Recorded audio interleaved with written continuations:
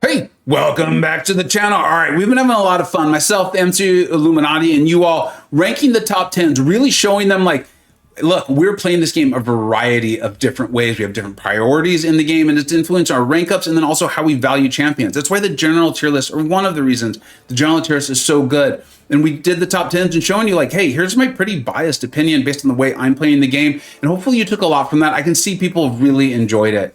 Now, make sure you've entered the contest to win the 6-star relic that I will be giving away on the 29th. All you have to do, comment on as many videos as you would like that are in the tour dates. And then also I will be judging them based on who makes me laugh, who shows they actually watched the video, and then who provides like a good constructive criticism on how to improve these videos so we can continue to improve, get better, and share more knowledge and have a lot of fun together. Now we're moving fully to the top 30. And while the formatting of the top 10s was more to show like the bias, the way we're playing the game, this is solely my opinion. I have not run this by the Illuminati like we will in the general tier that comes out on the 29th. It's going to be a massive update now that we've done all the stress testing. But if I was just giving advice to you, as I just graded all the champions overall in game, there's no battlegrounds emphasis, there's no fun emphasis, there's no war emphasis, there's no questing emphasis. This is just my opinion, the best champions. Really not easy to do just 30. I will quickly name the honorable mentions. It feels wild to have some of them not in the top 30. But the Hood, Dust, Negasonic Teenage Warrior, I always mess it up. It's not to be funny. I just genuinely do. Omega Sentinel, Bullseye, Shield, Adam Warlock, Null, Deathless Thanos, Shocker, genuinely shocked to not have him on there, Deathless She-Hulk, which as I'm recording this on the 19th, I'm about to leave on a 2-week vacation, and I have not been able to thoroughly test her. I have a feeling she may be on this list when we do it in June, but I didn't have enough confidence to put her in there because I just haven't tested her enough, all right? And then Deathless Thanos. I've been talking about Deathless Thanos. I think he's going to be a beast, and when we do this in June, I think he's really very much going to be on here and not in the honorable mention. But again, I have not had the time to test him to thoroughly, for sure, say that for you all. We're going to jump in, and we're going to start this at number 30, and in this video, we're going to go through number 30 through 16 because we included the honorable mentions. This bottom of this list is fully going to show what I've been talking to you about all month, and it's going to come up again in the general tier list listed on the 29th. 6 stars are falling off. They can still be great, and it's your like OP broken ones that are still punching up, or they still have something. They're still hanging in there, even though like Campo's been talking about the 6-star tax and questing, right? In Battlegrounds, in War, you feel the challenge rating. The 7 stars are just built and meant to be stronger, and that's okay. That's how the game progresses. But some champions still made it through. The way we're going to do this is I'm just going to briefly talk about like 1 or 2 things I think makes them unique so you get an idea of it. And if I think that they're going to be here in June of next year when we do this, and definitely in December of next year as we do this. If you're looking for the deep dive on them, you want to check out the top 10s because all of them are on there. This one's going to be Absorbing Man, who he's a phenomenal champion. I wonder when we see him as a 7-star. I do not have him as being broken. I really don't think he is. He has a matchup against Terrax that he's pretty broken there. But other than that, he's a very OP champion. In fact, some people still really feel strongly that he's too slow. I think that's a sign of like you're not playing him aggressively enough, you're not using your lights enough, and you're also not using him where he's supposed to be used. He has one of those cool mechanics that I love where when he's immune to something, it powers him up. You know I love that stuff. For me, it's like I'm taking them where they're supposed to be taken, and then I'm dominating stuff, and they're getting even stronger. And then if I choose to use him elsewhere, I'm going to have to up my level of play and my skill. He's fantastic. He's phenomenal, incredibly unique in the Mystic class. I hope he comes as a 7-star because I feel strongly that in June, and definitely in December of next year, he's not going to be on this list. Probably not an honorable mention as the game just continues to evolve. All right, let's go ahead and talk about briefly number 29. He's the most broken of all the champions. We know that. Kabama's openly told us that. Quests clearly counter him. This is Hercules. I know a lot of people like to listen and not watch. I will continue to work on that. The guy goes immortal, goes unblockable, the whole thing. You don't need me to tell you how broken Hercules is. I think if you're really interested in the competitive modes of the game, in PvP, right, Battlegrounds, or War, I don't know if I'd advise ranking him up anymore. He's probably not helping you clear like Act 8 and Act 9. He might be. I don't know. I didn't use him. He's definitely not doing things for you in Acropolis, the Korean's challenges and things like that. He hasn't been for EOP. He's not one of the hashtags. Kabama's done a good job of like kind of shielding the rest of the contest from him. He's never come as a 7-star. So if you want to rank up your Hercules, I use him every day in AQ and Map 8. He helps me just mindlessly go through it, which genuinely Kabam doesn't want players mindlessly playing their game. I get it. It makes sense to me. But for now, I do feel like I should at least list him.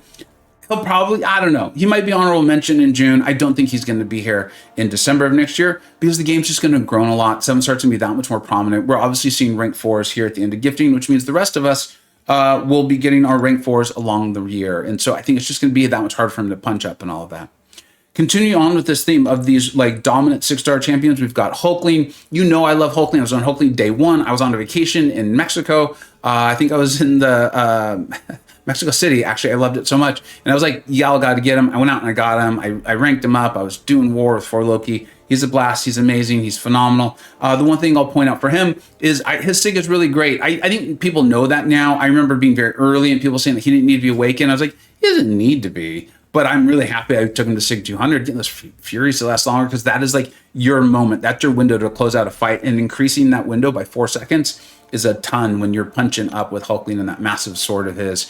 I think he's probably like the rest of these guys, probably not here in December of next year. Maybe here still in June. I think a lot of that's going to depend on if any tech champions come out, arcades rebalance, and if any cosmic champions come out that kind of move him down. And as we did the top 10 cosmic, you saw that there was quite a few champions I had my eye on that I think are going to be rising to more and more prominence and value for us based on nodes and defender asks as we go through. Okay, let's move on to number 27. Kind of like a travel partner here for all these top 10s, all these rankings is none other than Cosmic Ghost Rider. He's more eye-poppingly broken, right? I think we probably see Hulkling before we see CGR, although CGR is more easy to shut down, although he's really not, because we've seen that you can use the Fury and the SB3 rotation, so even if the champion's armor break immune, you still get off the absurd damage. He's got the power gain, he's got dual immunities. All of these champions, for me, Hulkling and CGR, Absorbing Man, and then the 2 I'm about to name, is if you don't have them ranked up, and you still have some like questing content or something like that to do, or they still fit in really nicely to your Battlegrounds deck, because CGR definitely does. Rank them up, have fun, enjoy them while you still can is how it would feel for all of these champions. Continuing on with this theme of the 6-stars here, we've got none other than Future Ant-Man. If you have any questions about if he's still punching up pretty well, you see what he's doing in the Necropolis Screens challenges. It's like, I think it's the Dimensional Beings run, yeah, where people are like, if you don't have Future Ant-Man, you are asking for a very, very bad time. He's still prominent in Battlegrounds decks, although I think a lot of people have learned to fight him. 60 frames per second has helped out with that because he's got like a wonky, like crazy light reach. His specials feel almost out of nowhere. The slow travel of the beams and things like that. His signature ability is great, right? Incoming bleed and center effects suffer for 90% duration. The power control is fantastic. Beam of G was on this champion, being Future Ant-Man, incredibly early. Similar thoughts. If you haven't ranked him up, and you've got catalyst to spare and you want a little extra time with him, I think go for it, send him, get everything you can. But the time is near. Like it is really close here. I hope we see him as a 7-star student. I don't think he's broken. I really don't. And he's wanting that SIG to open up a lot of fights that could be taken by him. So Kabam, I'd love it. I think this is a champion we could talk about. We could have a sit down. We could talk, get him out as a 7-star. He might be here again in June. I highly doubt he's here on this list in December of next year. Moving on to 25, and this is the last of the 6-stars here, of the 6-star locked champions. It's none other than Kate Bishop. Like, what else is there for me to say? Like, I was on her earlier. DLL designed her. She was phenomenal on Necropolis. Before Necropolis came out, I predicted she would be an MVP, to the surprise, I think, of very few of us, especially if you saw that video. She was an absolute MVP. The special one with the trick arrow there, and you get up the cold snap. It's passive. It can't be purified. So few champions are immune to it. She's a banger. She's awesome. She's fantastic. She shuts down evade. She can handle miss. Like, we could go on and on and on. If you don't know how great she is, seriously, please go watch my videos on her or watch someone else's if you need to. She's bonkers. She's crazy. She may still actually be here, and a lot of that has to do with the skill class. I'm not going to derail this video to go over that whole talk. You should watch the top 10 skill. I think they're in a really interesting place. I'm very hopeful that Kate is not on this list in December, because that'll mean one thing for sure. It means that we've gotten a lot of really good, powerful attackers in for the skill class. The skill class is in a good place. Don't get me wrong, but comparatively, I think they could use a little oomph. I'm happy to see Hitmonkey come in. I think Black Panther Civil War is going to maybe help out a little bit with that. But I'd like to see these just really great Battlegrounds and Questing and War Champions come out. And that would be a good sign for me, because it would mean skill has gotten some real love in 2025 for Kate to not be on here. But she's the one champion that, the way things are currently constituted, I think there's a chance she might be out of these 6-star lock champions. All right, let's jump onto those 7 stars. I didn't even know that Mystic needed the love that it got at the end of 2024, but boy, did it. And it came, there's a lot. The first one we'll talk about, and she's at number 24, is Spiral. I definitely think she's going to be higher up on this list. And the main reason is because, as you can see, I actually don't have her. All of my testing with her was early in the CCP. We even had a different map at that time. We didn't get the ability to face rank 3. So a lot of us prognosticating on, I think this is how they're going to do. I think this is how it's going to be. One of the things I came away with that was highly impressed by her was, one, it does take a high skill level, okay? So if you pull her, make sure you enjoy her before you just start using her, because you're like, oh, she's a serpent counter. There's plenty of serpent counters. We'll talk about them in this video and in the 1 through 15. The thing I came away impressed by, though, was, and this was a constant theme in those champions in 2024, the Mystics, was, yes, they counter serpent, but they're also great elsewhere. I found her beating up and fast her non-ideal matchups, her non-buff heavy matchups, her non-power gain matchups.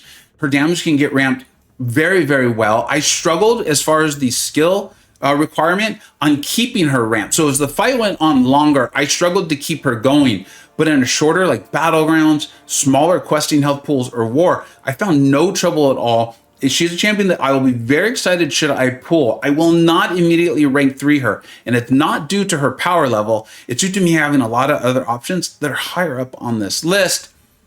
I think she's going to either be right here or higher up when we do this in June. And unless we just get a ton more Mystics, which, I mean, we got a lot this year, she's definitely going to be here in December of next year. Let's move on to number 23.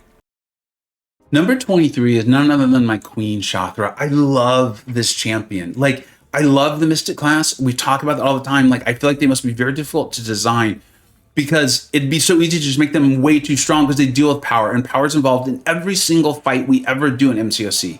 Even if it's the absence of power, that's still a thing. If there's too much power, if it's power gain, like, it's always there. And this class is just part of what they do. It's like one of their main modes of being, and she is stealing power like it's her job, and then she shoots up to her special 2. You land in SP1. Like, it sounds like a long loop. You're like, oh, SP1, maybe 2 SP1s and SP2. But then when you realize she's like just literally stealing, and I think it's like 400% that she gains, you're shooting that SP2 fast. She also has a very limited nullifier. Like, I've used her to take out warlocks and things like that. She's great. She's phenomenal. I think as the summoners get their hands on her, they're going to continue to love her, see the power. She's very similar to another Mystic we're going to talk about a little further up. Almost impossible to separate the fun versus like how great she actually is. I love her. Love, love, love. It would be shocking for her to not be here in June or December of next year. I would be shocked if she's not come back and point this out and be like, are you shocked? All right, let's go ahead and take a look at number 22. Number 22, we're on to another champion that I don't have, but I do have eyeballs, and I'm able to see the stuff that people pull off. He is by far my most banned champion in Battlegrounds, like over so many metas, right? And it's because he especially in these shorter form fights, his power control is able to really come in and help him out. The stun off the SP1, those loops, the striker, not necessarily transformed it for him like some other champions we're going to talk about, but it opened up a lot of play, like we talked about with Crossbones, right? Keeping Crossbones' ramp going, the ability to utilize that striker to prolong your stun loops, to get your poise going. There's just so much there. And then Campo has shown us time and time again, it's just not Battlegrounds, right? Like, maybe he's a little flimsy, so people are scared to use him in War, but you could. And then he's great in questing as well. I think because of the prevalence of Battlegrounds and how important that mode is in this game, I would be very surprised to see Stark Enhanced Spider-Man moved off this list in June or in December of next year. I think he's very clearly here, and I think he's here to stay for quite a while, especially given the age of the champion. Okay, let's go ahead and move on to Red. Just gave it away. The next one's Red Skull. All right, if you've been following this channel, you know I love Red Skull. You know I think he's one of the best dual threat champions in the game. He's a problematic defender. People can't take him. Medusa's going to destroy him. I've shown you how to beat him with America Chavez, right? But he's a threat. He's someone you can draft and feel like, hey, I might be able to play some on defense. But He's a great, great, great, great attacker. Okay, you don't have to have him awaken. It's nice. It's helpful. It is. I'm not going to pretend like it's not to get more armor up buffs. You can utilize them, but it's not necessary. He's immune to nullify, facial stagger from champion. So if you see that on a node, don't use him there. It's going to hurt him. It's going to be bad. Bad things will happen against mutants. Red Skull's ability actually cannot be modified, so it's really helping you out against like what Red Magneto, but more importantly, Domino. Right? The relic works out phenomenally for him. The Hulkbuster Rusk, it feels like it was actually made for him because all 3 rune slots are extremely helpful to him. You know, you get to your SB2, you throw that, all the shocks go on, you then are unstoppable, they hit into you, you use it like a counter punch, you refresh it with your SB1. He's got power control, especially off the SB3 or just letting them hit into him. He's great. He is one of my favorite champions into the game, and I think he's very much hitting that, like, he feels tailored to beat up mutants, right? But then he's good enough elsewhere. He can handle nodes, good in questing, good in war, good in battlegrounds, great in battlegrounds. Phenomenal. I'd be shocked if he's not on this list in 2025. Moving on to number 20, we are sticking in the tech class. And I will admit that him above Red Skull might be a little bit of bias coming in for me, but it's because I actually think he might be an even better attacker. And I think he brings more broad value to an account. Like if you're earlier on in your 7-star cycle and somehow you get a relatively high Sig Guardian, I realize that might be a rare occurrence, but 6 stones are coming in a bit more and you can't control who you pull. He's going to help you out so much. He's a really interesting evolution. Like it would be a really cool case study on how great he was in the game when he came out because of the signature ability and then him just being really, really awesome. But then power creep, the evolution of the game and things like that started moving away. We started being asked for a more like refined, not necessarily niche, but a refined ask from nodes and defenders. But the game has moved on. The Battlegrounds has come out and then strikers. Strikers have been... relics, well, strikers as well, but relics have been insane for Guardian. The mode of Battlegrounds, being able to end a fight fast, being a relatively annoying defender with his auto block, right? He has incredible value. I've been using him to take out bullseyes. He's become one of my favorite bullseye counters. Probably no one will ever replace Weapon X, but he is on there. And if you look at these rune slots, the next shock debuff gains 46.24% duration and 46.24% potency. Keep in mind, this is my 5-star relic. This is my 5-star relic. I do have it maxed out, but that is massive for him. He can take out so many fights that you wouldn't have otherwise thought he can because of the singles SB1, SB2 rotation. Plus, he has that power gain when he is well-timed blocking specials, meaning you can get to your SB2 even faster than your typical champion can do SB1, SB2. It's not as fast as like Shothra, but it is much faster than your normal champion. Non-contact attacks, all kinds of like greatness in Guardian. I do think he, if anyone, would fall back off. I think he's probably going to be here next year because, again, of how broadly valuable he is. But if anyone was going to, it'd be that cycle we've already talked about where the game starts to maybe ask for more niche, more fine interactions, and he's not able to do it. But I don't see that coming. I don't think we're near that cliff anywhere anytime soon. Only time will tell, though. Okay, let's go ahead and move on to number 19. If you've been following me for just the last couple of weeks, one, welcome. I'm glad you're here. I hope you're learning a lot. You know that I've had a full evolution on my Count Nefaria love. Right? I loved him, and then I realized I had him wrong in my new champion video. I pulled that down. I made a whole new video because I didn't want to get information I knew was wrong. Like, why would anyone do that? But I definitely didn't. So I took that down. It was a lot more time, but I'm glad we got out the right information. And then I did my top 10s for 2024. Now, even at the time, I knew that he had an argument to be in the top 10, but I wanted to talk about it. I wanted to talk about him in the science video. I wanted to talk about in probably this one as well. And a lot of you let me know. And you know me, I read the comments. I enjoy like learning from, I enjoy interacting with you. I enjoy doing YouTube. So that's part of it. And a lot of you in a very, like a good way, a helpful way, provided constructive criticism. Like, I don't think you get it with this man. And it was enough of you, and enough of you who have commented on enough videos where I've developed a real respect for you and your game knowledge. I was like, I'm going to go retest him. And I spent days, like it was days testing him. I did the video on Count Nefaria and like testing. I was like, I was wrong. I definitely was. Especially when you get the SIG going. Now, I want to be clear because I see some people misunderstanding. You don't have to have him at SIG 200 for him to be great. Like I showed plenty of fights in there where the SIG like really wasn't even coming into play and he was doing great. But in Battlegrounds or in PvP modes, if you want to take advantage of like Mystic Dispersion, which is part of what makes him pop off, then you want that SIG 200 because it's going to help you counter Mystic Dispersion 5 out of 5. That's not the only reason for the SIG. There just was a lot of moving parts in his kit that made, when you put them together, when I put them together, I was like, I got it. I see it. This has gone from like a very good champion that I find a little finicky, and I don't know if I want to take him to rank 3, and I don't think I can advise that, but if people love him, I get it, I see it, to a champion where I'm like, okay, I'm okay. I don't love Unfazed. I wish Unfazed didn't exist. I think it would be fair and still okay for Count Nefari to exist in the game where Unfazed did not happen to be a mastery one could run, or if they just removed it from Battlegrounds and War, that'd be cool. And I think he'd still be okay. And he's a champion that even with that existing as it is, I'm going to take him to rank 3. I am. I think he's great. I will not be surprised if he's higher on this list in June or in December of next year. That's due to my limited time and experience with him and not wanting to overreact, right? I always try to start conservative with you all. I'd rather tell you like, hey, I was wrong. This champion's better than I thought they were. Then, ooh, I hope you didn't use your rank up resources. They're not as good as I thought. That's never what I want. So we always are going to try to be a little bit more conservative so we can have some happy surprises. All right, let's go move on. We've got 3 champions left for this video. For number 18, we will be moving back to the tech class. I want to say right now, this feels very similar to Nefaria. I think she's got an argument to be in like the top 5. I 100% think she does. You don't know why? Well, I do know why. It's because I played her a ton. That's why I haven't taken her to rank 3. I played her a ton. Like she was it was, okay, it's time to do an Necropolis path. I'm going to take in Kate Bishop, America Chavez, and Shuri. Do I need anyone else? Oh, there's that one fight. I'll bring in this other champion for that one fight. And I think that's part of why I loved Wong so much. Wong's amazing in there. But I just wanted to do something different. I've played her, Shuri, so much. I used her in War. I used her in Battlegrounds.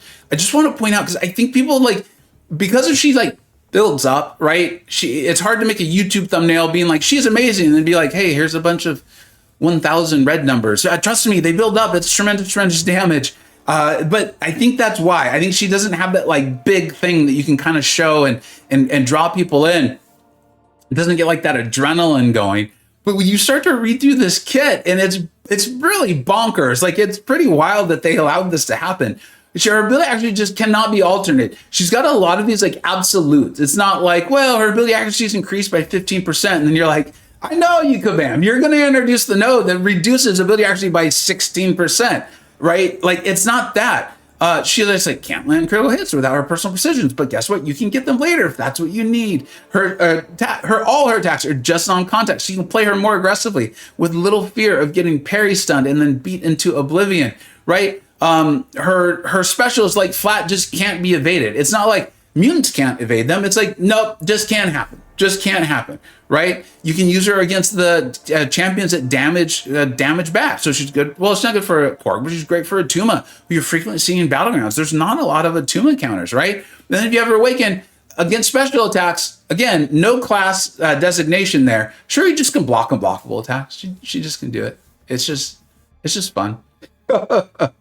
She's bonkers. I think it's just my love of a couple other tech champions. Like if you saw my tech video, you know, I waxed on poetically about, I found it poetically, about Hulkbuster and OG Iron Man. But I will tell you, I think Shuri, if I'm giving default advice to a variety of players, Shuri's a better champion. She just is. She's probably going to be able to just do more, have more versatility, and she's insanely powerful. I'm like sitting there being like, why haven't you ranked 3 her? Dude, you're a moron. All right, let's go ahead and move on to number 17, back to the science class. No, I will not be joining AQ. Thank you for taking these 2 weeks off so we can celebrate the holidays, Abdo. I appreciate that. All right, moving on to none other than what I originally called him, the Stone Cold Killer. I was on him early. Battlegrounds didn't exist. Battlegrounds did not exist. And he's great. He was fun then. I enjoyed it. And then for Loki, I took him to off-season wars. And I was like, look, he can do all these things. And they're like, yeah, no, you're not going to be able to do that. Don't take him in. Because he does have a small health pool. But you can see, yeah, it's only 354 physical resistance. So I'm not going to pretend like that's a lot. But we are sometimes asked for not porker poppers, but power stings. He's the king. He's absolutely the king. No one is better. No one is better. And then if they're not asked for, he's handling power in such a cool way, right? Because he's got multiple taunts. So if the power gain is strong, you're like, cool, I'm now going to use your power gain against you. You're going to keep throwing specials and you're going to die. He's good in class disadvantage matchups. So you can even take him against like Killmongers and things like that. He's fantastic. I love him. Multiple taunts. He's got the evade. If you struggle against a special evade, he has even can like help tank SP3s. It's not like a full one, but he's phenomenal for that in case the power gain gets too strong. The Porker Poppers and the taunt don't handle it.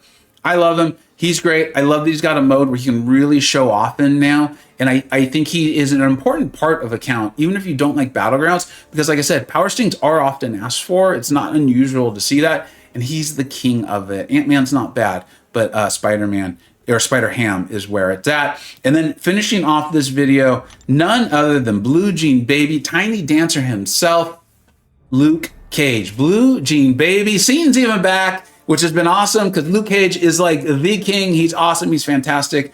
I've done so many videos on Luke Cage. We did the Book of Luke. Jaeger, thanks for pointing it out, getting us all on the right path, spreading the good word of Luke. DLL creation. And so is anyone else surprised if there's some things in there like, oh, we put this together. This guy's a little more than he seems. These exhaustions are helping you handle ability power rate. You can see the attack rating for each unique buff, each non-unique one. You're still getting a little something there. The concussion off the SB2. Remember, that is not just defensive ability actually. That is ability accuracy. Really, really nice. Gets even stronger against Mystics. Easier to just start shutting them down. But I've shown you multiple times in most fights, you are able to get to it twice against non-Mystic champions, meaning you're shutting off their ability accuracy by 100%. And then I've done the video of him unawakened, because if I know a lot of you, you're like, well, does he need to be awakened? No, I've done videos on that. You want to see that? Go look at them. They're awesome. He's fantastic. And then you get him awakened and you like level it up because you can play him even more aggressively. Quick shout out to my boy, Mr. Omega Beast. I know that if I was ever held hostage somewhere, if I got the message to you, you would come and save me. Most of you have no idea what I'm talking about, but that was a lot of fun. We had on my Discord server. I love you all. I love hanging out with you.